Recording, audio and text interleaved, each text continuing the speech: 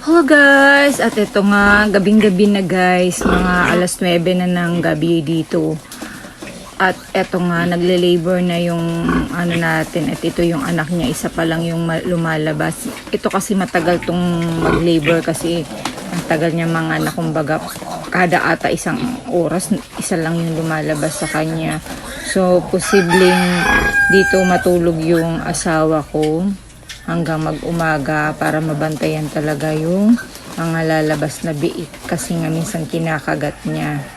Ayan guys, isa pa lang yung lumabas at nilagyan na natin ng heater dito. Tapos lalagyan din natin yan siya ng sako tsaka ng parang pinag-anuhan ng palay para hindi sila lamigin. Ayan, hinahanda na ng asawa ko yung magiging heater nila kasi malamig nga yung gabi. So, kailangan nila yan. Lalo na bagong panganak pa lang. Lamigin yan sila. Kaya ito, waiting naman tayo sa susunod na magiging anak neto. At syempre, alam natin, abutin to ng umaga. Kaya antay-antay talaga tayo guys.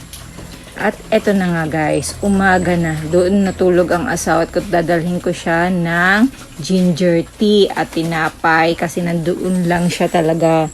Ayan, puntahan natin siya dun guys. Anong oras na ba ngayon? 6 o'clock. Puntahan natin siya dun guys kasi kawawa naman yun. Alam ko, walang tulog yan dun kahit naglagay kami dun ng parang matutulugan niya. Siyempre, hindi komportable. Pero kailangan tiis talaga kasi pagkakaperahan yan talaga guys. Ayan yung tinulugan niya guys. Dito siya natulog. Nasa loob yan dun malapit sa may baboy pero nilabas niya na ngayon kasi tapos ng manganak yung baboy natin.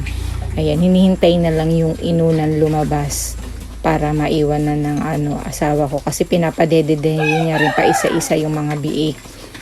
At ito guys, yung mga biik natin. Ayan, mga healthy sila. Actually, dalawa yung natsugi. Paglabas, tsugi na talaga siya. Pero at least kahit paano marami-rami pa rin yung natira. Ayan siya guys. Mga healthy baby. Ayan o.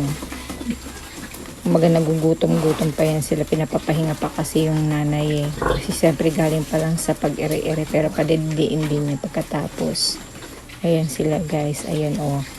Mga 9 na peraso sila. Diba? Okay, bye.